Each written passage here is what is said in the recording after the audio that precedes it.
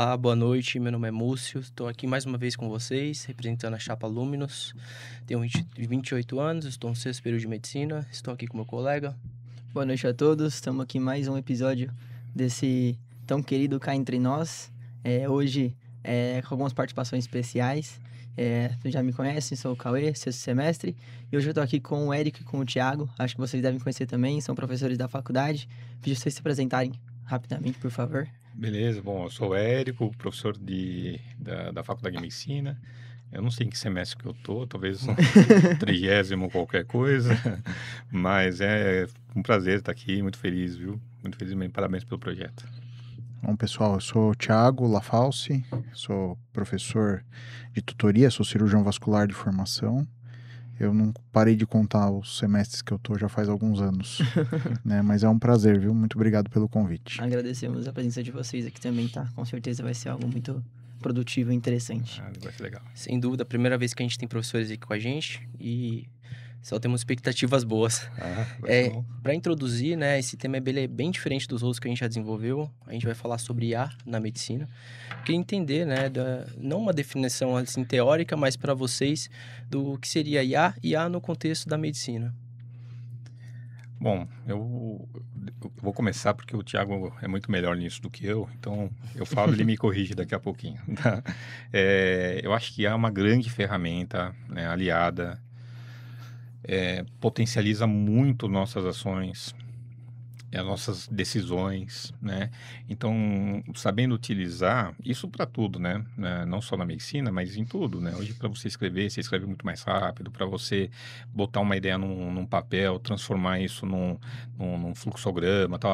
A IA, ela ajuda, ela te dá muita velocidade para conseguir fazer isso, desde que a ideia seja de fato boa, sua, e ela te ajuda até a conversar, a pensar, né, refinar ideias. Então, eu acho que isso tudo é muito bom. Não vejo diferente na medicina, não, né? Eu acho que na medicina ela vem para facilitar e talvez até dar mais tempo para a gente conversar com o paciente, né? Que é uma grande dificuldade aí que a gente tem, né, por pressão de demanda, de consultas e tal. Aí pode ajudar bastante nisso. E ser um pouquinho mais assertivo. Então, é um mundo que a gente está desvendando ainda. Muito bom, estudou bem. Eu já sabia essa. Fez PBL, né? Sala de aula invertida. Muito bem, bom, assim, a IA, ela, na verdade, ela já é uma ferramenta de muitas décadas atrás, né? Hoje, a gente tem uma condição de entender o funcionamento, não completo, mas entender uma boa parte do funcionamento e dar bases para ela, para que ela tome as conclusões. Ela como base, ela usa um pool de dados, né? Então, os data lakes, os data warehouse, qualquer coisa, desde que em algum momento eu tenho uma estruturação desses dados para que ele te entregue de uma forma adequada. Então, aonde que é a importância da IA em qualquer coisa que a gente faça, né? Primeiro de tudo, que eu vejo como fundamental, especialmente nesse começo, até a gente ter realmente ferramentas que são potentes e 100% confiáveis, 100% não vai ter, né? Mas muito confiáveis, e ter resoluções para uso, a gente tem que entender daquilo que a gente está pedindo. Então, igual o Érico falou, vai me ajudar, né? É importante a gente entender, ajudar, não vai fazer o meu serviço, né? É óbvio que a gente tem no nosso hall de especialidades, especialidades não, de trabalhadores, aqueles com profissões onde a IA vai sim superar, né? Por quê? Porque aquela profissão que é mecanicamente repetitiva e que depende de dados que são fáceis de conseguir, né? E que tem uma capacidade de análise, né? A IA bate a gente. A capacidade de análise deles é incrível, né? Lógico que a gente precisa de computadores sofisticados, com grande velocidade, uma grande capacidade de armazenamento em nuvem, eletricidade, vai tudo tudo que está ao redor. Mas ela veio para ajudar e veio para melhorar, né? Então, isso é uma coisa que a gente não pode perder de vista. Então, eu sempre falo, né, quando a gente está conversando, ou quando a gente está em aula sobre inteligência artificial, sobre Big Data, segurança, eu sempre digo, olha, a gente não pode esquecer o seguinte, né? Para o médico, a IA, ela é uma boa segunda opinião, né? Ela é uma boa transcritora, né? Ela é uma boa organizadora neste momento, né? Porque daqui a pouco tudo pode mudar. Lógico, tudo pode mudar daqui a pouquinho, né? Antigamente a gente falava, isso aí é da sua época também. Não. Falava que o conhecimento dobrava a cada 10 anos. É verdade. Né? Então a gente lia lá os artigos, os livros, os textos. Aí os professores falavam, vocês têm que ficar espertos porque daqui 10 anos tudo mudou, né? Dobrou o conhecimento, a gente vai saber muito mais. Hoje, gente, 10 dias, né? Se for tudo isso. Se for tudo isso. Né? Então, é um negócio, assim, fenomenal. Então, por isso que a gente precisa de auxílio, né? A base de conhecimento, a base de dados, a pressão que você sofre, em especial na frente do paciente. Na minha época, o paciente não sabia nem o que era internet. Hoje, o paciente chega com o resumo do Google, né? Se não, o resumo do ChatGPT. Né? E até que ponto isso é confiável? A gente tem que entender como é que ele foi alimentado para você obter a resposta. Tudo se baseia nisso, alimentação e resposta. Ele só te entrega aquilo que ele sabe. É a mesma coisa, gente. Eu só entrego para vocês aquilo que eu sei. Se eu não sei, eu não vou entregar nada. Certo? Depende de que etapa você é. Se for da sexta etapa, eles entregam, que eles não sabem também, mas eles entregam bem. Né? Entregam. Mas dá um jeito. Dá um jeito. Entendi. Então é isso, né? Então, a hora que você fala de inteligência artificial, ela é uma excelente ferramenta, né? Para auxílio neste momento. A gente tem que acompanhar o que vai acontecer, tá? Tem inúmeras ferramentas, eu não vou entrar muito nisso aí, porque eu acho que vocês têm, com certeza a gente está só começando e vocês vão... A gente tem inúmeras ferramentas que vão auxiliar professor, vão auxiliar aluno. E gente, assim, ó, o ChatGPT é só a pontinha do iceberg, né? O ChatGPT, o Gemini, o Llama, DeepSeek, só a pontinha do iceberg, né? O que vem agora de revolução com o uso, é agora que é a graça do negócio. Esse segundo boom da IA. O segundo boom é que é o legal. O primeiro foi a descoberta. Pô, bacana, sensacional. Mas e o que eu faço com isso? Agora a gente vai entender o que eu faço com isso. E agora é a hora da gente se posicionar, né? Mas segue aí, senão eu vou falar aqui 50 minutos sem deixar vocês falarem. E seguindo nessa... Você falou muito de acompanhar, né? Nessa trajetória. Você acha que hoje a formação médica acompanha a evolução da IA? Não, cara, imagina. De cara, não. A gente... É lógico, hoje a gente tem... Não sei se eu vou falar russo aqui, mas uma nova DCN, né, uma Diretriz Curricular Nacional, que prediz já um começo de ensino em tecnologia, em inteligência artificial. Mas qual que é o maior problema que a gente tem, né? Hoje, a gente tem uma certa... Me ajuda com a palavra. Desconfiança. Uma certa desconfiança, em especial de quem coordena. E isso é certo, cara. Isso não tá errado, porque a gente não sabe para onde o barco vai virar. Eu vou simplesmente te alimentar com um monte de coisa de IA, e aí, lá na frente, você no seu 6º ano, a IA caiu por terra. Estilo Blu-ray.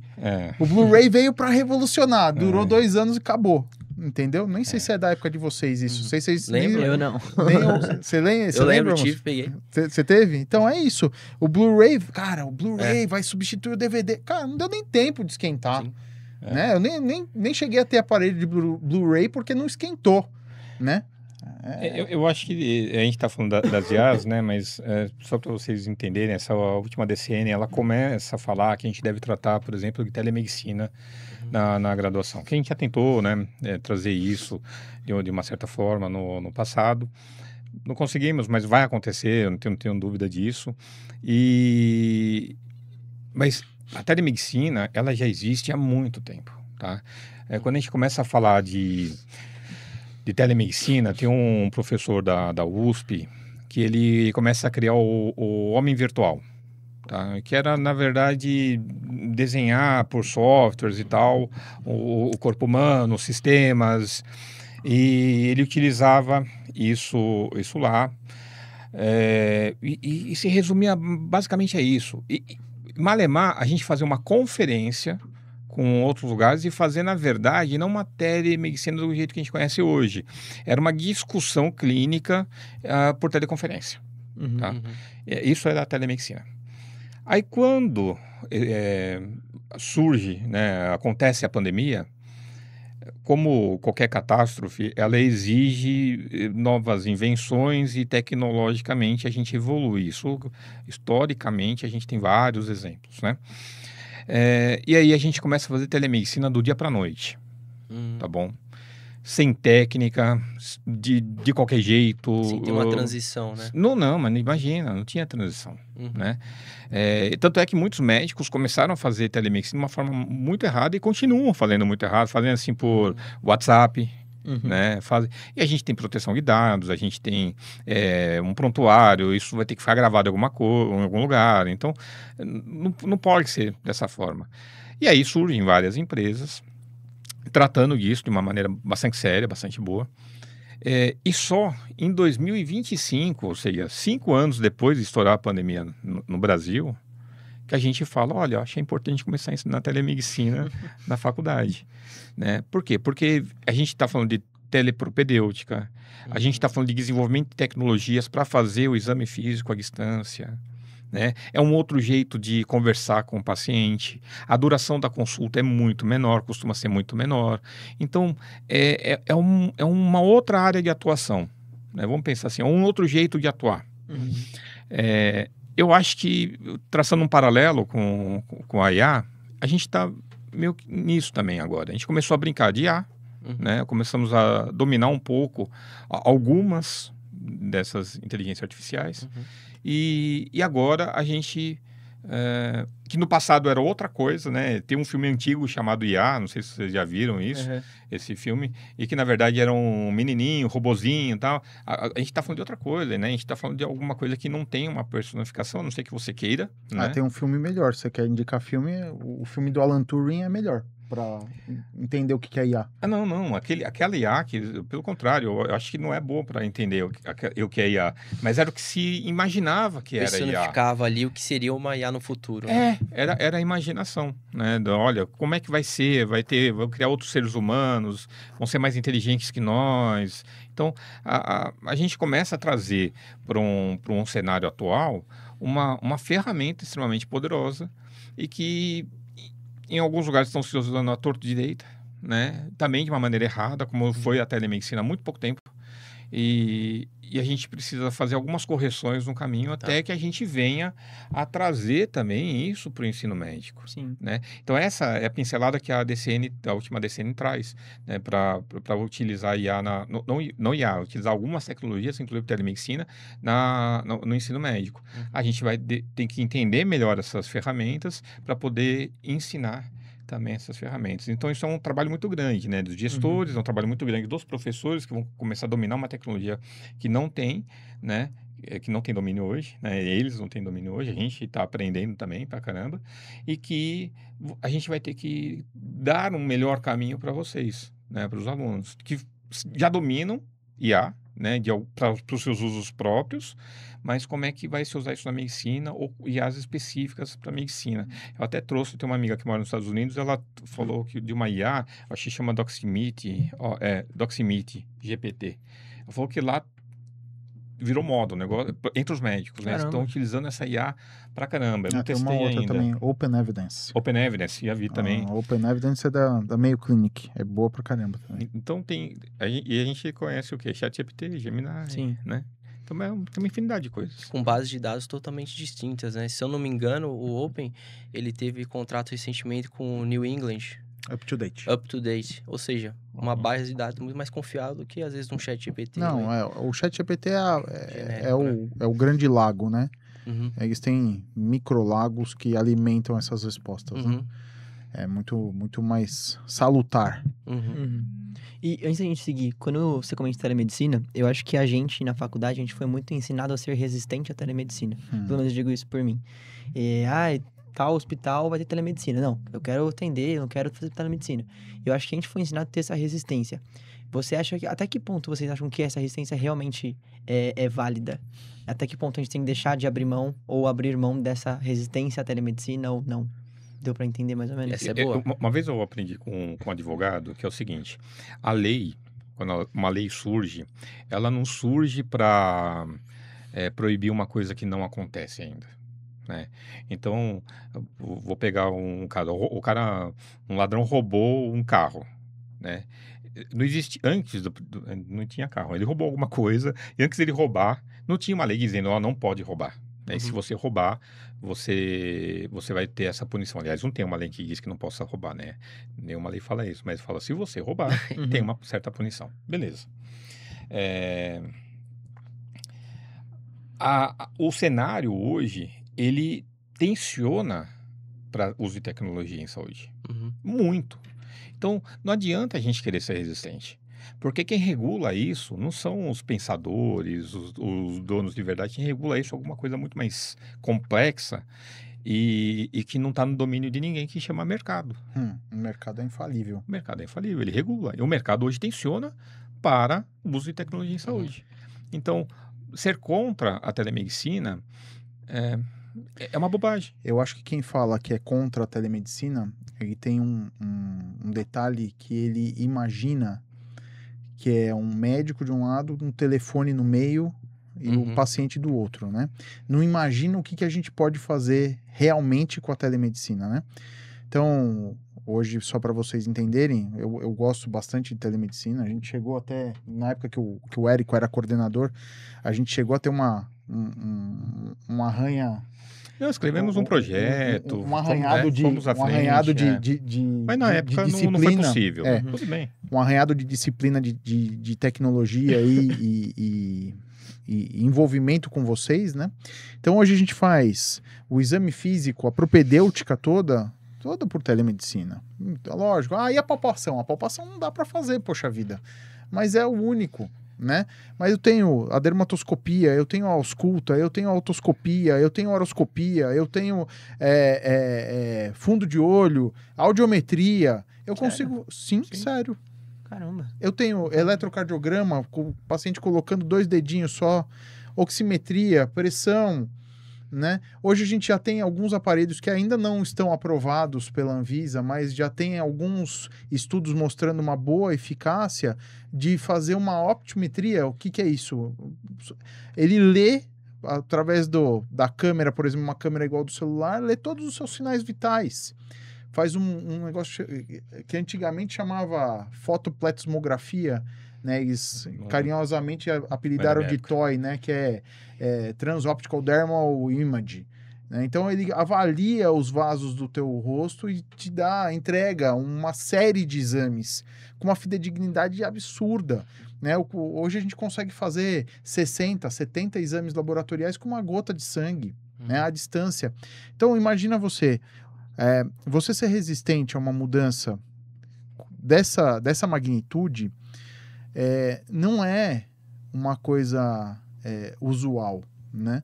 É uma resistência que, infelizmente, ela vai cair, ou felizmente, né? Ela vai cair em algum momento, ou por mudança, ou por lei, ou por resolução, ou por alguma outra coisa, né? Então, imagina só a benesse que um povo no norte pode encontrar de ter um aluno examinando ele à distância, né? Avaliando ele à distância. Uma pessoa que nunca viu o médico conseguir ver o médico 2 vezes por ano para acompanhar o crescimento e o peso do seu filho. Verdade. Ou acompanhar o crescimento e o peso de uma gestação, durante uma gestação.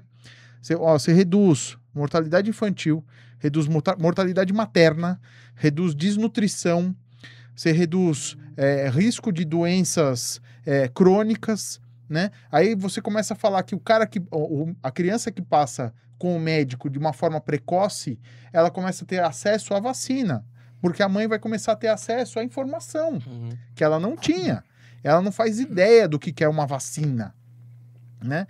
Pô, mas Thiago, você tá viajando. Não tô viajando, cara. É a realidade do Brasil. O Brasil, ele é continental.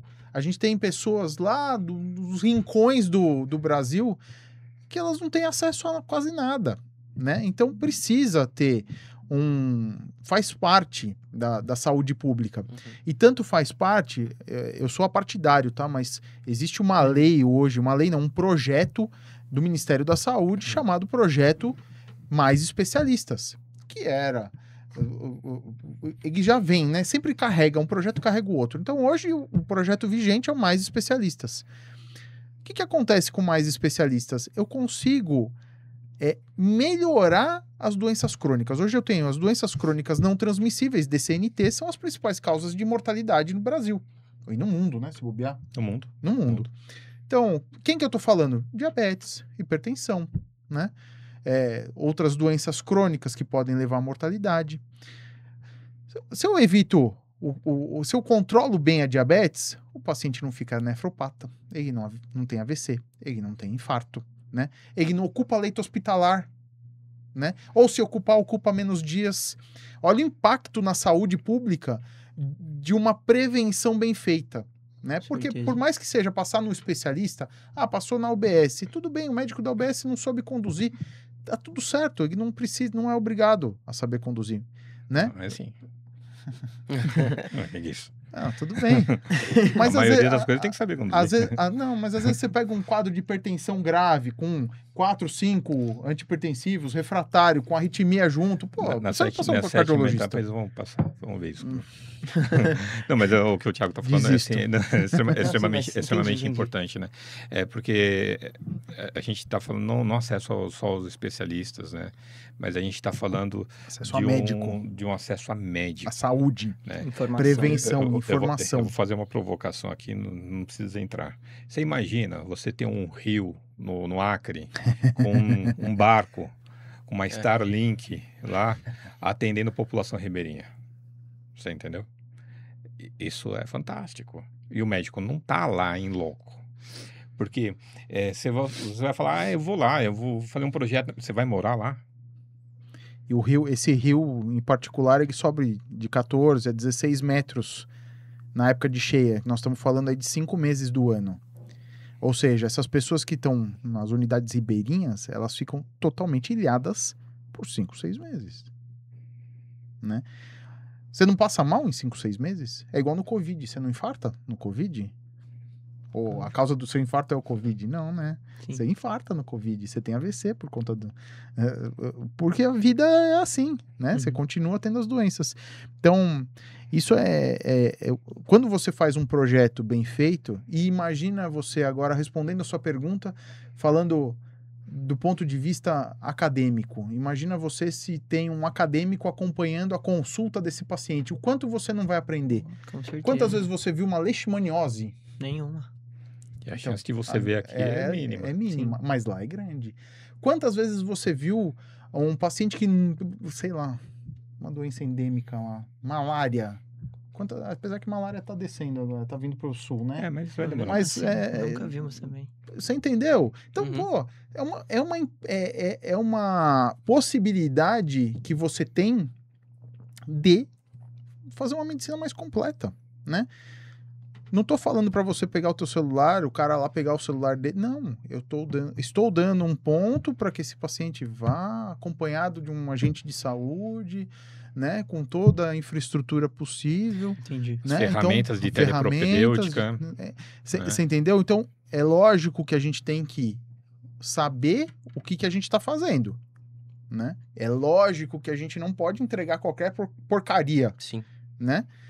Mas a telemedicina, ela é muito boa se ela é bem usada. Entendi. Certo? Ela acaba trazendo também uma solução pro projeto de extensão, que é um papel da universidade também, né? Que é o impacto dos estudantes na sociedade. E com isso, acho que essa seria uma solução também para você tanto levar acesso para essa população, como também para o próprio aluno que veria ali doenças endêmicas.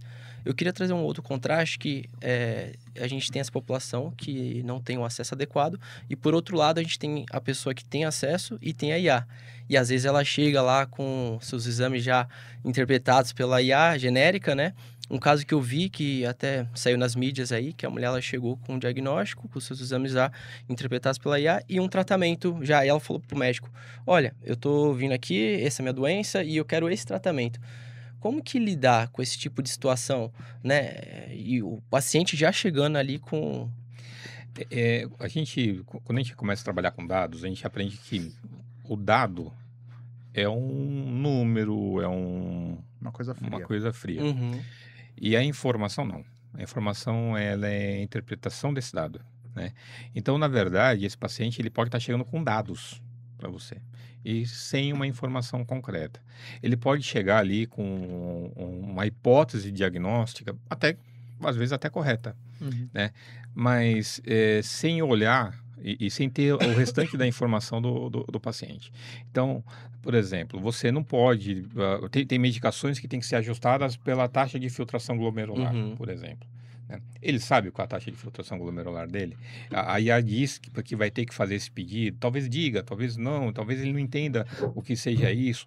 Então, cabe ao médico olhar, acolher esse dado. Eu acho que o enfrentamento com o paciente nunca é bom, nunca é válido, tá? Porque a gente estuda para cuidar de gente, né? Uhum. A gente não cuida para cuidar de gente boazinha, nem cuidar de gente coitada, nem cuidar de gente... A gente estuda para cuidar de gente. E vai chegar gente de todos os tipos para nós, né? Vai chegar gente extremamente informada, vai chegar outros colegas médicos que vão chegar e também vem com essa demanda. Fala assim, olha, eu tô achando que eu tô com tal coisa, eu queria pedir esse exame. Às vezes você nem concorda, mas vamos discutir isso aqui, por que não, né? Por que você acha isso? Porque aquela pessoa, ela tem contaminações que você, como profissional, não tem. Uma delas, por exemplo, é o medo, né? Ela pode estar com medo de ter uma doença grave, então a IA diz para ela que o melhor tratamento é XYZ, e como é que você não vai fazer isso, Uhum. né? Agora, você, despido desse medo que ela tem, você pode fazer uma interpretação daquele dado de uma maneira muito diferente, acolhe, explica, faz a nossa parte em educação e saúde, né? Ele explica para o paciente, educa, né? Usa aquele momento para educação e chega a uma coisa que eu falo nas aulas de MCCP lá, né? Que é o plano compartilhado das coisas, né? Não é só o que eu quero, nem é só o que você quer, né? Uhum. Vamos chegar. Às vezes a gente tem que pedir um exame que não é bom, tá? Porque se a gente bater o pé de qualquer maneira, que não quer pedir aquele exame, a não ser que seja uma coisa que infringe a ética, né? Aí não tem jeito. Sim. Mas a gente vai perder o cuidado daquele paciente, ele vai procurar outro colega. E o que a gente quer? Cuidar de gente. Sim. Então, se eu perder a oportunidade de cuidar da pessoa, eu estou falhando, né? Eu falho. Eu conheço um colega médico de família também, que ele fala assim, mais vale um exame ruim na mão de um médico bom do que um exame ruim na mão de um médico ruim. Esse exame vai acontecer. Muitas vezes o exame quero uma tomografia. Se você explica para o paciente que não precisa, né? E mesmo assim ele quer aquela tomografia, há que se considerar o risco e o benefício que ele pode ter fazendo aquela tomografia. Porque ele vai conseguir aquela tomografia. E aí como é que vai ser visto? Entende? É meio complexo isso. Sim. Mas é legal. E assim, além das decisões, né, terapêuticas serem uma decisão compartilhada, pouco se sabe de como, às vezes, aqueles resultados que a IA trouxe, qual foi o prompt, né, que se fala, é um jargão, né, da área de IA, quais foram as perguntas norteadoras ali para chegar naquela conclusão, né? E as alucinações, né? Sim. Também. Com certeza. Aquelas pode Pode ser alucinar. também, é uma opção. E pensando nisso, então, todo esse panorama, tanto de um acadêmico atendendo, como de um médico já atendendo, podendo ter essa possibilidade, o que vocês acham que deveriam ser habilidades que os alunos deveriam ter para conseguir manejar a IA da melhor forma? Se vocês conseguissem transformar a habilidade em palavras, por exemplo, o que você acha que o aluno precisa ter para conseguir ter acesso à IA ou para conseguir manejar a IA da forma mais otimizada E possível? superar a desconfiança também, que já foi trazida em mesa. Posso? Ó, eu vou ser repetitivo, tá? Tá. A gente já comentou isso aqui logo no comecinho. A IA, ela é boa como uma opinião, tá? Então, isso não pode ser perdido de vista, né?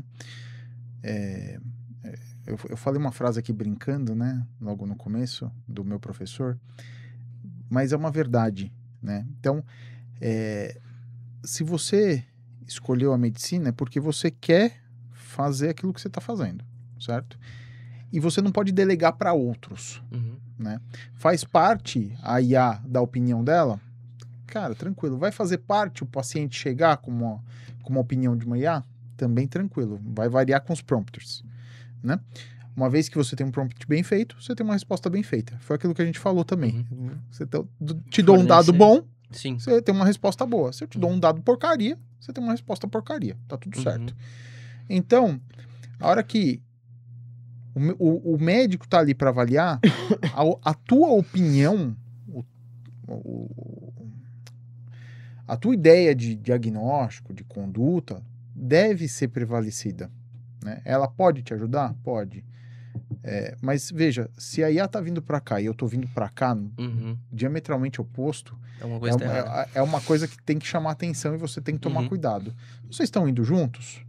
Ok, tranquilo. Ela tá ali te apoiando, às vezes fazer um detalhe ou outro, mas a opinião é sempre do médico. Sempre do médico. E aonde que entra a parte do acadêmico? Puxa, eu queria ser acadêmico na sua época, sabia? Porque, cara, a gente para estudar era um parto. Eu lembro, e a sua vida também não devia ser muito fácil. Eu ia para a biblioteca da Santa Casa, que era uma baita biblioteca, super boa. Mas, puxa, a gente tinha poucos livros para todo mundo. Não tinha livro suficiente para todos, né? E você, às vezes você olhava o paciente, putz, tem que estudar tal coisa. Aí você ia lá pegar o livro, não tinha mais o livro. Aí você tinha que esperar 3 dias a pessoa que estava com o livro devolver o livro. Ou você pegava o fixo e xerocava algumas páginas. Porque eles também não deixavam você xerocar o capítulo inteiro. Hoje, é tudo muito mais fácil para vocês. Vocês têm lá os livros virtuais. E agora, ainda para ajudar, você pode ter a IA, né? Te dar uma mão. Né? É óbvio, foi aquilo que eu falei. Nós estamos na pontinha do iceberg. Hoje a gente usa muito o ChatGPT, usa o Gemini. Mas mesmo o ChatGPT já tem se mostrado importante na área da saúde. Ele tem alguns estudos, são estudos muito rápidos, são estudos com um N pequeno, mas que são estudos que demonstram que o ChatGPT está muito alinhado com aquilo que o próprio médico entende como sendo certo, né? Existem formas que ele entrega? Existem. Mas a validação é sempre sua. E como um acadêmico, a importância é, eu tenho um navio gigante para poder navegar nesse mar aí de estudo. Então eu posso estudar à vontade. É muito mais fácil. O acesso ficou muito facilitado para vocês, né? Daqui a pouco a gente vai ter, por exemplo, a Open Evidence, ela te entrega as referências bibliográficas que ela usa. Pô, quer mais mastigado que isso?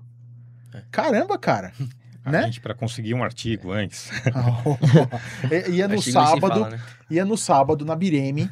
Conversava com o bibliotecário. O que é Bireme? Bireme é uma biblioteca lá da Escola Paulista de Ensino, né? Aí você pegava um número, que era... Você pesquisava, põe as palavras-chave, às vezes não vinha nada, era aqueles computador de tela verde com tubo. Põe a palavra-chave, não vinha nada, você mudava a palavra-chave, não vinha nada, mudava a palavra-chave, e aí vinha alguma coisa. Detalhe, as palavras-chave todas eram em inglês. Então, às vezes, se você não soubesse, você tinha que estar com o dicionário, porque o celular não existia. Né? Você pegava lá a palavra que você queria e jogava lá dentro nem aquele celular que era só para ligar. Não, também não existia. Existia, mas era muito caro, né? Eu não tive. Eu só tive celular depois de formado. Na verdade, eu fiquei um bom tempo com o BIP. Caramba, BIP. A gente usava BIP. E aí, você achava lá o artigo. Não tinha resumo. Na sua época tinha resumo? Imagina. Era só o título do artigo. Pelo título do artigo, você falava, bom, acho que esse aqui é o que cabe para mim. Daí você pegava lá o número, tal. Aí, beleza. Você fazia toda a tua pesquisa bibliográfica no computadorzinho lá, porque só tinha aquele computador. A gente tinha internet, já era discada, mas não era aberta ao público. Era só no computador da Bireme. Aí você pegava os teus números, ia lá no bibliotecário, ó, quero esses artigos aqui, você consegue separar para mim? Às vezes o cara separava, às vezes ele não separava tudo, variava do dia. Aí o que ele separava... Às vezes pegava um título que era um artigo pago e não vinha, né? E às vezes era pago em dólar. Tinha era, né? É verdade, sempre era. Dólar, Então era pago em dólar. Então tinha esse detalhe ainda. Tinha que ter Na minha época já tinha plano real, na dele não dólares. Não, na minha época tinha plano real, pô. Não, tinha plano real, você tá maluco? tinha. Tinha. Pô, Tirou pra velho. não, tá doido. Então, gente, era uma dificuldade muito grande. Você escrever um artigo até o final da tua faculdade era um desafio, né? Era um desafio.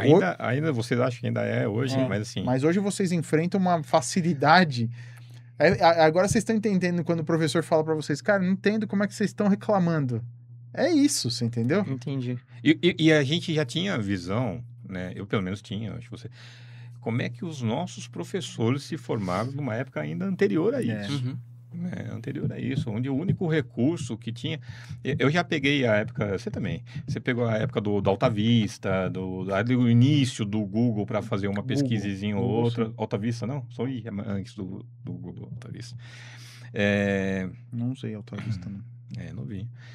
Aí, eu pensava, puxa, como é que esse cara se formou? Ele dando aula, eu falei, como é que ele sabe tudo isso? Como é que ele sabe isso? Sem Exato, Google. é isso. Sem Google, né? Que a gente já dava Como é que o cara sabe tudo isso, cara? Ele sabe tudo, então... Não, E o mais louco é pensar que essa reflexão vai só se Aumentar. perpetuando, né?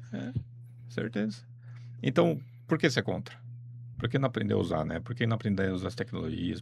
Não, e olha, veja, imagina se a gente tivesse IA naquela época, olha o tempo que a gente ia aproveitar para fazer qualquer outra coisa. Uhum. Olha o tempo gasto, a energia gasta para você ir... Detalhe, não tinha metrô perto da Paulista, né? Você descia andando da Domingos de Moraes até a Borges Lagoa lá embaixo. Então, gente, era um trampo. E hoje vocês têm a facilidade. Então, esse é o maior impacto. Uhum.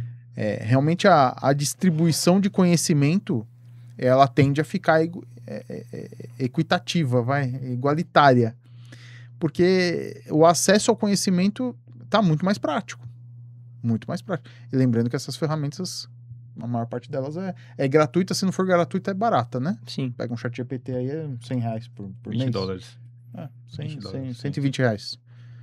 Então, Mas ao mesmo momento que a gente tem essa melhora do acesso ao conhecimento, né? Hoje as dificuldades são outras, né? A gente consegue um artigo muito mais facilmente do que nessa época.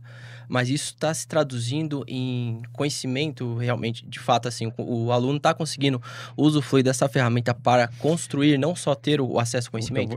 Eu acho que a gente acabou não respondendo a pergunta do Cauê e que tem a ver com a sua, né? É a história. A gente está acumulando dados e talvez não sabendo transformar isso em informação. Então, eu acho que o aluno precisa aprender para saber dominar essas tecnologias, né? Uhum. Essas informações, ou os dados, né? Primeiro, ter um bom raciocínio clínico. Primeiro, tem que ter um raciocínio clínico muito apurado, muito trabalhado.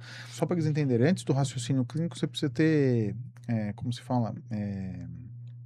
Crítico. Pensamento crítico. Pensamento crítico, sem dúvida. E eu acho que vocês vão ter que resgatar uma habilidade que a geração de vocês perdeu muito, né? Que é a habilidade da boa escrita, da boa interpretação de texto, porque se você não imputar a sua ideia de uma maneira boa na IA, talvez ela interprete aquilo de É o prompt. faça um prompt ruim, né? né?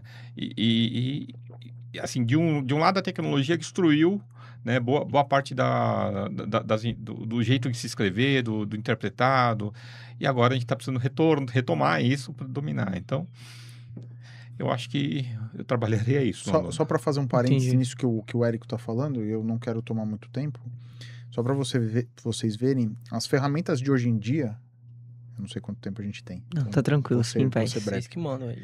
Então, as ferramentas de hoje em dia, elas tendem a focar um negócio que é muito bacana, que é o mapa mental, Uhum. né? Que vocês aprendem a fazer, né? Sim. Você entendeu? Então, por que o mapa mental?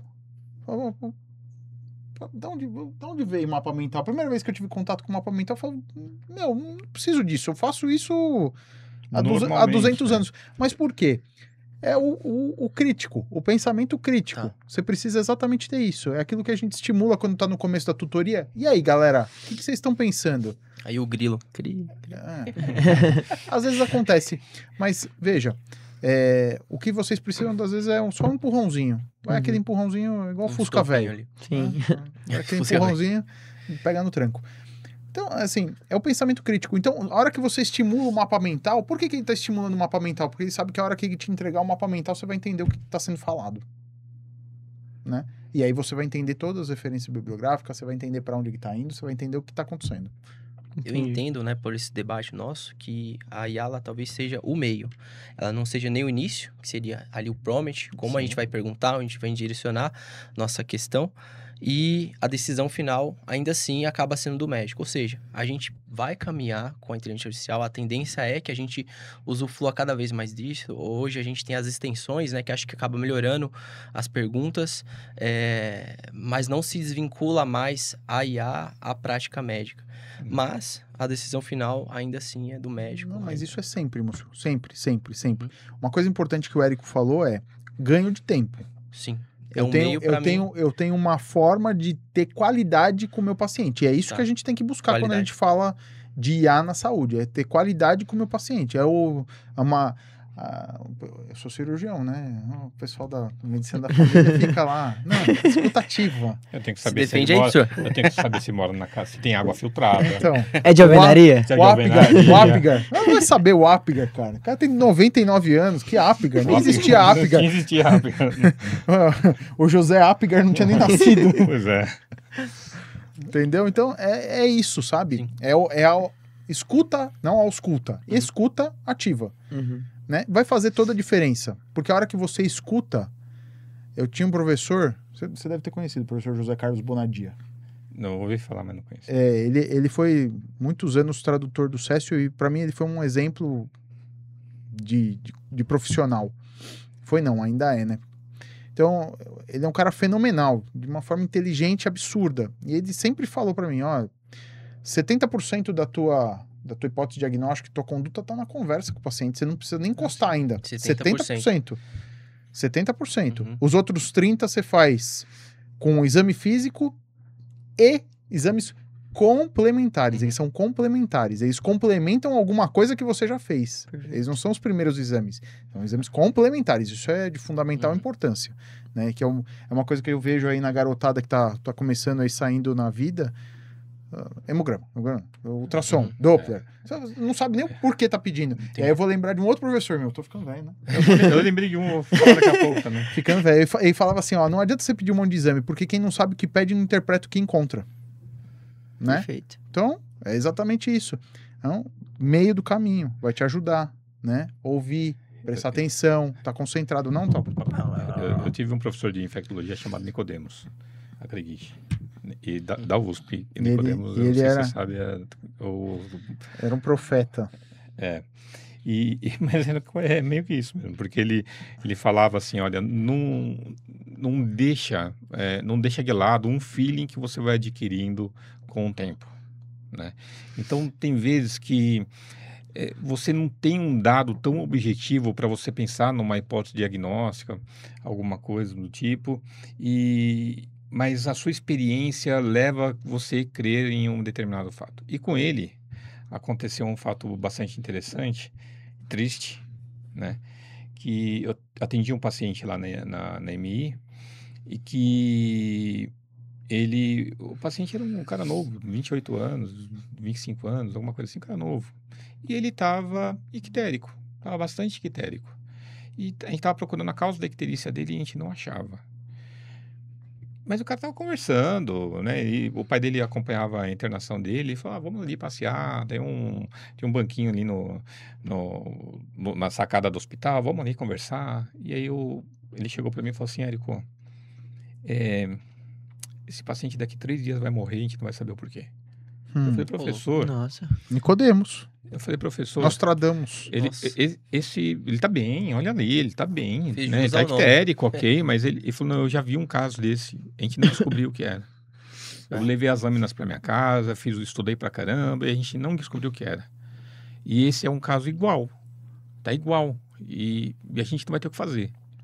Mas se não deu 3, deu 4 dias, e o paciente morreu. Caramba. Eu falei assim, então tem uma questão que talvez a IA não venha trazer pra gente não tão logo, né? Que é esse feeling, esse aprendizado, né?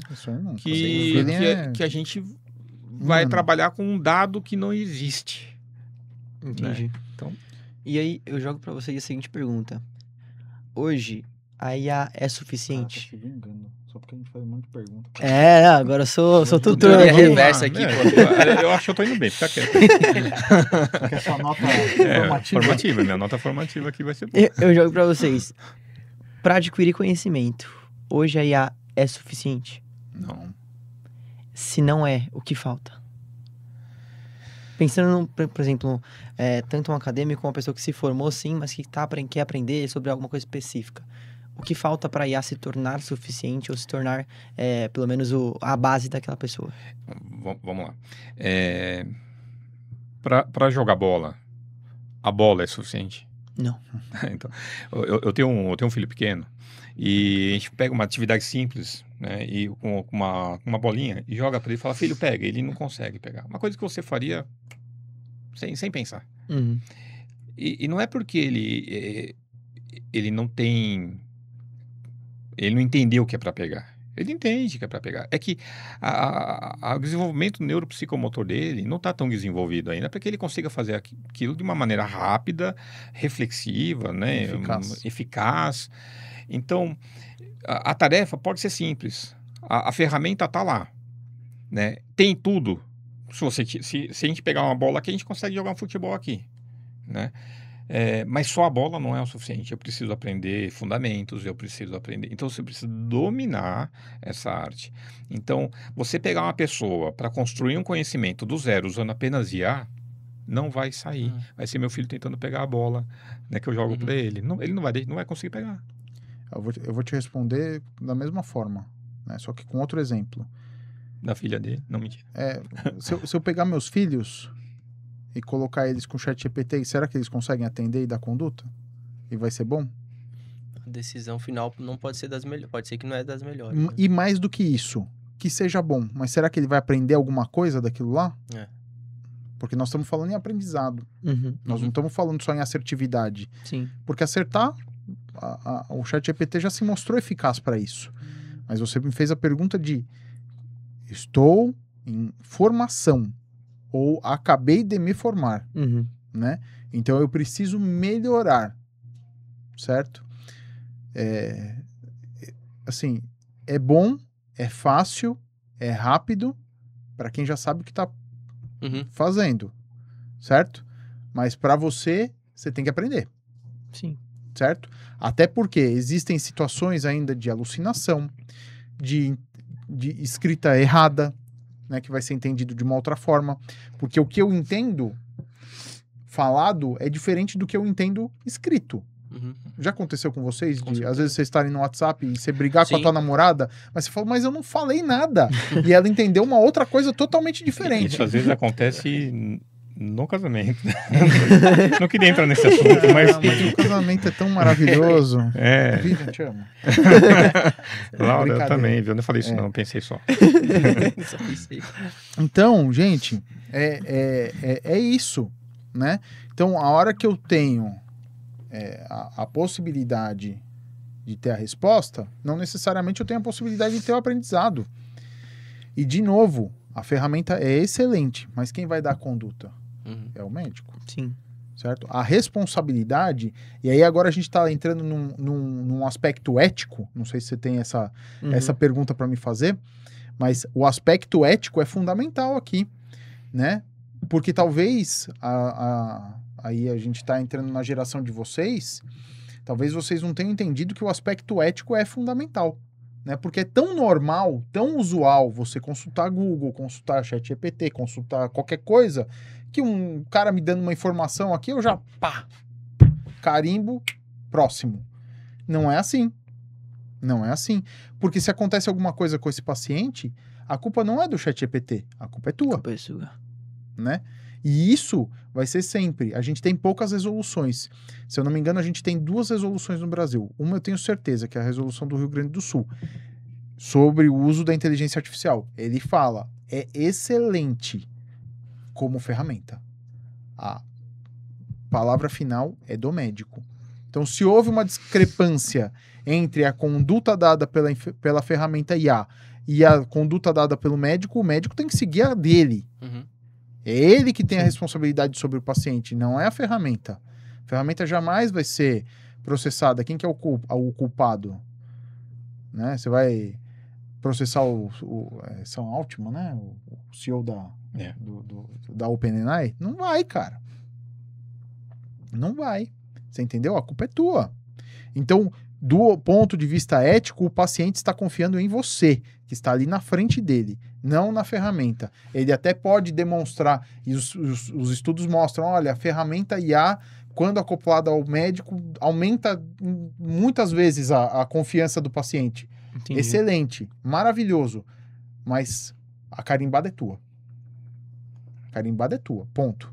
Fim de papo. Então, assim, como resumo para mim, tá? Ferramenta decisória é o teu conhecimento. Uhum. Aquilo que ajuda na formação é o teu estudo, tá? Com referências bibliográficas robustas, tá?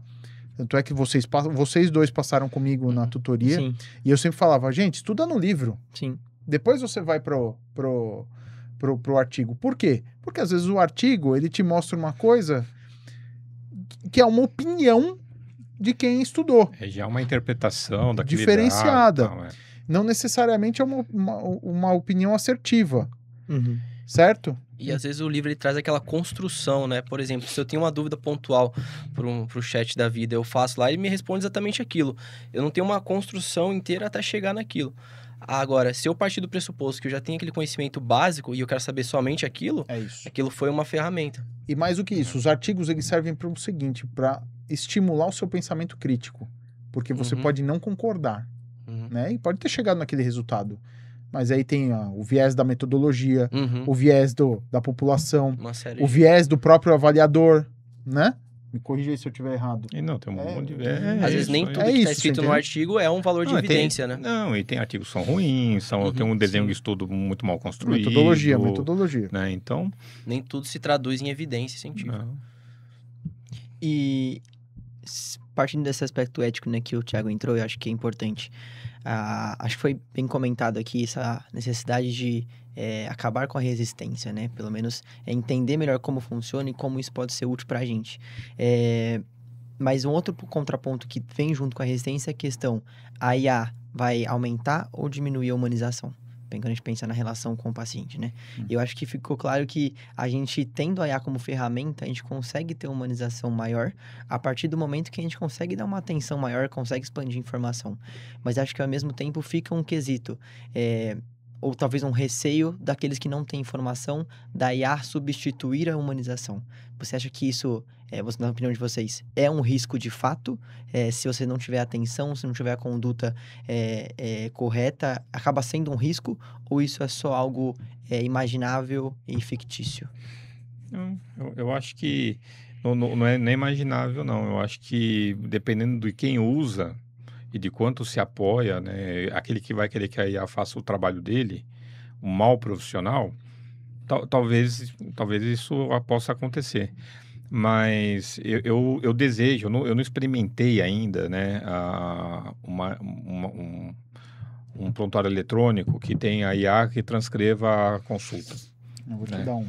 Ah, que bom. Vou te dar acesso a um. Não, porque a gente perde muito tempo, às vezes, escrevendo. A gente tem que escrever, né? Então, a gente gasta esse tempo escrevendo uma consulta. E, às vezes, eu queria poder conversar um pouquinho mais, olhar um pouco mais no olho do paciente. Então, isso é bom, né? Se a gente usar a IA para isso e para ela pensar hipóteses diagnósticas, para cobrir um pensamento que, né, para não deixar a gente ter falhas na nossa conduta. Então, eu acho que isso são ganhos que a gente pode ter, né? E, claro, a decisão no final é nossa, a gente vai trazer o contexto, né, para a realidade local, né? Não adianta falar assim, peço uma ressonância e o paciente está no meio do interior. Cara, no interior de São Paulo tem lugares assim que são inacessíveis. Sim. Né? E no interior de São Paulo. Então, muitos médicos já não têm essa humanização. Não espero que a IA faça isso por eles, né? Agora, os bons profissionais, eu acho que só vão ganhar com isso. Só tende a melhorar, né? E assim, para não nos estendermos muito, gostaria de saber, né, na prática de vocês, se tem alguma IA que vocês usam, alguma indicação. Tem essa que o Docsmith que eu não mexi ainda. Eu uso bastante o chat, o OpenAI. Tá. E Isso você diz na prática como médico ou como professor? Da como prepara- professor. Professor. Como professor. Como médico, eu realmente não estou usando para estudo, sim. Para clínica, não. Uhum. Né? Entendi. Então, para estudos, eu tenho usado bastante. E existe uma que é o Notebook LM para você imputar estudos. Eu não sei se vocês conhecem essa da Google, também bem legal. Não. Onde você forma o banco de dados dele. Né?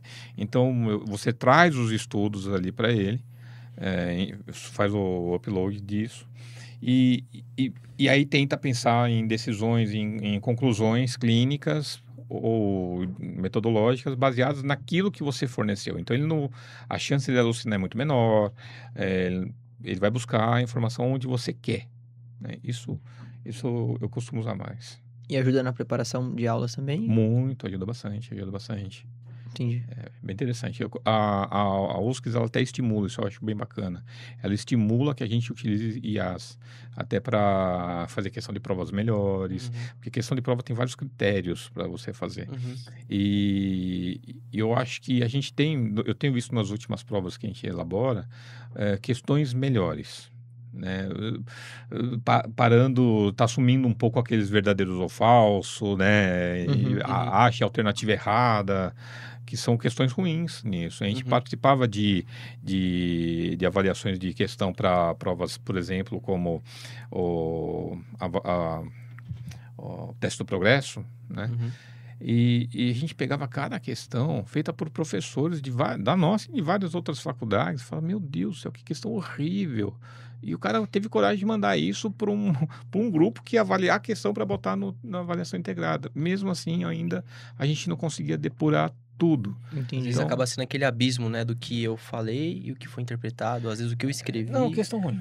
Questão Questão ruim. ruim. A questão ela tem que te entregar, por exemplo, ela tem que trabalhar um conceito com você, não perguntar se é verdadeiro ou falso só. Né?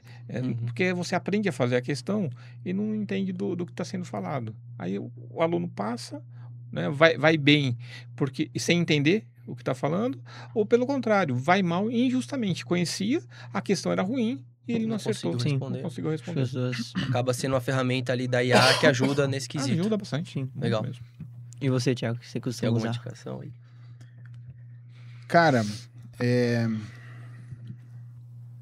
eu estudo bastante, faço bastante coisa, então eu tenho uma parte aí empresarial que a gente desenvolve aí faz uns 5, 6 anos. Legal. E eu tenho feito aí uma ferramenta para auxílio médico já até antes desse boom, né? Então já faz 2 anos aí que a gente está trabalhando nessa ferramenta. Vocês que desenvolveram. Sim. Já pode falar o nome pra gente? Ainda É, tá em... Ainda tá.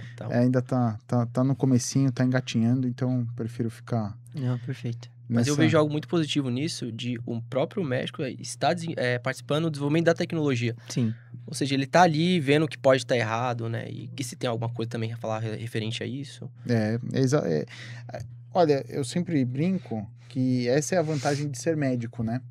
Porque quando a gente entra na faculdade de medicina, a gente fala, putz, vamos só atender, vamos só operar, mas não é a verdade. A realidade da medicina, além disso, né? ela é muito além disso, né? Ela permite que a gente vá alçar voos muito maiores, né? Uhum. E a área da saúde, ela tem um problema muito grave, né? Porque tem muita gente que circunda, e não tô falando que essas pessoas não entendam de saúde, mas talvez elas não vivam a saúde como a gente vive, Uhum. né? Então, nunca operou alguém, nunca fez uma reanimação que deu certo, ou uma intubação que deu Não certo, deu, ou uma nunca vivência, deixou morrer alguém na Tá no sua dia a mão, dia tá ali. no dia a dia, entendeu? Uhum. Então não teve aquele sentimento, aquele... Putz, nunca deu plantão, aquele plantão ruim que você terminou arrebentado. Então, a área da saúde ela é muito eclética nesse sentido. E talvez a gente precise cada vez mais de médicos que entendam do que a gente está fazendo, né? Qual que é o problema do médico, né? Por que o médico não assume tanto? É simples, porque a gente sai, às vezes tem que pagar um financiamento, tem que dar plantão feito um doido, né? Os plantões são 12 horas, a hora que você termina o plantão, você só quer morrer na tua cama e reviver amanhã, né? Ou então você entrou na residência, a residência ela te suga, né? A força vital, então... Que motivação. Mas, cara, é por isso que chama residência, né? Sim. Porque você mora dentro do hospital, cara, Uhum. né? Eu não sou contra isso, não. Sim. Se eu for lembrar, assim, dos momentos mais intensos da minha vida, a maior parte deles foram durante a minha residência, Uhum. né? De emoções, de felicidade, de tristeza, mas aqueles... Traz um aprendizado, né? Não tem como trocar isso aí por nada, cara. Então, uma aula ali expositiva. tem muitas memórias de pacientes, de acontecimentos, de cirurgia. Então, acho que é válido, né? Acho que é muito válido você ter essa dedicação. É o momento que vocês têm, né? Mas então, por conta disso, a gente acaba também Deixando de lado essa parte mais administrativa, Legal. né? Entendi. E hoje tem campo, né? Hoje vocês são muito mais números do que nós fomos quando a gente se formou, né? Eu não faço ideia de quanto tá o CRM hoje, deve estar uns 250. Eu acho que Eu acho que 240. deve ser por aí mesmo. Então, o CRM é 140. Eu também. Dá para explorar outras áreas que não só o assistencialismo. Legal. né? Você A entendeu? gestão, o desenvolvimento de... Você entendeu? São áreas Tecnologias. difíceis de você Sim. invadir, mas... Que a gente às vezes não enxerga também, né? Claramente o médico atuando ali, mas que essas possibilidades, né? pode ter o papel ali, é fundamental, né? É isso aí. Se às vezes cai na nossa mão daqui 5, 10 anos uma inteligência artificial que foi desenvolvida somente por engenheiros, enfim, Você vai sentir a diferença. você vai sentir a Exatamente. diferença. E a gente caminhando para esse final do podcast, eu queria perguntar para vocês o que vocês imaginam daqui 5 anos. Eu ia falar 10 anos, mas você comentou que ia mudar muito tempo. Então, em 5 anos, como vocês imaginam que vai estar a IA na medicina? E na formação médica. Difícil. Difícil, né? Não, acho que não, cara. Não? Assim, acho que a gente pode imaginar o seguinte, né? Ela vai estar no nosso dia a dia, como se fosse essas plataformas de livro virtual que vocês usam. Ela vai ser mais uma ferramenta. Vai ser mais uma ferramenta de aproveitamento de discussão, talvez, de aprendizado, né? Na hora... antes do internato para vocês, de campo de estágio, essas coisas. E para o dia a dia do médico, assim, é uma ferramenta que cada vez mais vai tirar o computador da frente do médico, né? Até, se Deus quiser, um dia ter só uma tela, assim, igual isso aqui, tá... Conforme eu for falando com você, vai saindo escrito aqui e tá tudo certo. Uhum. Terminou, aceitei, olhei, ok, a receita ok, pedido de exame ok, vai sair impresso aqui, vou carimbar, ou então o paciente Legal. já recebe pelo celular e acabou. Você entendeu? Uma coisa, apesar de tecnológica e futurista, muito mais humanista.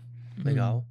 Eu acho que na educação ela vai aprofundar as discussões, né? Que às vezes a gente sente, a gente pensa uma aula e acha que a aula vai chegar num determinado ponto ou ela ultrapassa e a gente fica super feliz, né? Ou ela não chega no ponto que a gente deseja, né?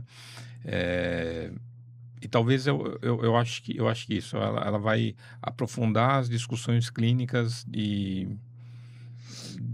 não só as clínicas, né? Eu acho que todas as discussões teóricas que a gente tiver para a formação médica. Isso vai exigir muito da gente, né? Porque a quantidade de dados e informações que a gente vai ter acesso numa aula vai duplicar, triplicar. Sim. E talvez isso venha até mudar um paradigma de como é feita a avaliação hoje. Porque há um consenso, né, entre muitos professores de que a avaliação por prova ela não é uma avaliação boa. Eu participo dessa opinião também. Não é uma avaliação boa, mas a gente não tem uma outra, né? Talvez a IA venha trazer uma nova possibilidade de avaliação então tem muita coisa para acontecer. É bizarro pensar você chegar num hospital daqui a uns anos e ter um robô te atendendo? Na China já tem. Não é bizarro, então? Não é cena de filme? Interessante pensar assim. Eu acho que não é o objetivo, né? Mas eu acho que vai acontecer em alguns setores. né? Principalmente onde você tem ou dificuldade de acesso ou quando você tem perigos, né? Ah, eu trabalhei muitos anos na periferia de São Paulo, muitos anos, eh, mais de 10. Em São Mateus, né? Numa área lá em São Mateus. Tem muita dificuldade de fixação de médico, porque é longe, porque é perigoso, e uma série de coisas, e o médico não vai morar lá, né? Talvez você ter acesso a lugares difíceis, talvez não seja o melhor exemplo, porque é perto, assim, né? Até perto pra gente. Mas se você pensar numa cidade pequena, no interior de São Paulo, no interior de Minas, Goiás, uma cidade muito pequena, que não tem atrativo para que o médico mude para lá, né? Talvez você ter essa ferramenta Que vai levar acesso, que vai que vai mudar, levar transformar. acesso e vai ter o médico. Então vai ser uma associação de IA e telemedicina. Perfeito. Eu acho que sim, muito possível, Perfeito. sem problemas. Não Perfeito. substituindo o médico, Sim, sim. mas aproximando, na verdade. Entendi. Pra finalizar, então, quero saber de vocês se vocês têm algum recado, resumo específico pra dizer pra quem estiver assistindo nosso podcast, o aluno, ou quem for que tem interesse nesse tema e for assistir. Se fosse dar um recado rápido, um conselho, orientação, o que seja, podem olhar pra câmera e falar. Bom, vou começar porque eu acho que ele vai fazer ser mais específico do que eu, né? Assim, ó, eu vou dar mais dar um conselho, né? Não sejam resistentes a mudanças, eu acho que isso é alguma coisa bastante... vai acontecer, não depende de você querer ou não, né? As coisas acontecem. E se você estiver preparado para isso, vai acontecer de uma maneira muito melhor. Então, se aprofundem na tecnologia, se aprofundem nos dados, nas informações e sejam bons médicos, né? Eu acho que agora as ferramentas, aí é o chefe aqui que sabe isso muito melhor. Não, imagina. Cara, assim, recado, ferramenta vai aparecer aos montes, né? A opção vai ser inúmera, infinita. Umas melhores em umas coisas, outras piores em outras, mas acho que nada vai substituir o esforço, o trabalho de estudo, né? O que a gente sempre fala, né? O sentar e estudar, praticar aquela leitura boa, né? Uhum. Então, acho que, assim, para a formação é isso, né? A formação, ela é sempre... Pode ter o auxílio da IA? Pode. Deve, né? Não ser resistente à mudança igual o Érico falou, nem na IA, nem na telemedicina, nem... Em todos os lugares existe o jeito certo de se usar aquilo que você tem em mãos. E acho que esse que é o bacana de quando você tem muita coisa no mercado, né? Eu posso usar o ChatGPT é melhor nisso, o Gemini é melhor naquilo, o outro é melhor não sei aonde. Poxa, e tá tudo bem, né? Não é um pecado, Com certeza. né? É bom você ter opção. Agora, não substituir eles pelo teu estudo, pela tua formação com afinco. A faculdade de medicina é uma faculdade que ela exige, né, do acadêmico um foco, né, um esforço que é muito Sim. acima do que muitos cursos, né? Então, não tem jeito. O resultado final depende do teu esforço. Uhum. Depois de formado, acho que nesse momento vai servir para nos ajudar a ter uma facilidade, uma melhora na organização de tempo e também segunda opinião, né? Mas a responsabilidade é tua. Acho que esse é o recado final, né? Não tem muito Perfeito, mistério. né? Acho que é isso. Acho que é entender que tá lá para auxílio, Entendi. né? De diversas formas. Aonde a gente vai parar, não sei, né? Mas tá lá para auxiliar Justo. e não substitui o teu estudo. Com certeza. Bom, eu queria agradecer os professores. Primeira vez que a gente tem professores aqui. Com certeza. O tema e o debate foi muito interessante, eu gostei muito. Ficaria até mais algum tempinho aí, mas eu sei que vocês têm a responsabilidade de vocês, tem a casa de vocês. Queria agradecer, uma boa noite para vocês. Agradecer também, de verdade. Muito obrigado por terem aqui. Acho que como a gente comentou no começo, né? Talvez seja uma transição do podcast, mas um tema muito legal que a gente queria trazer há muito tempo. Então, que bom que deu certo. Agradeço de verdade de coração por vocês estarem aqui, viu? Olha, por mim, eu vou falar que eu estou muito feliz, assim, honrado com o convite de vocês. Eu acho que, poxa, eu não sabia que nós éramos os primeiros professores, né? Então, fico mais honrado ainda. O projeto de vocês é muito bom, né? E foi um tempo muito legal aqui, viu, gente? Com certeza. Vai em frente aqui, porque só vão crescendo, com certeza. Sim, Parabéns. É isso aí. Muito obrigado do convite e parabéns. Valeu. Então de Obrigado. nota 10. Muito obrigado. E é isso, pessoal. Até o próximo episódio.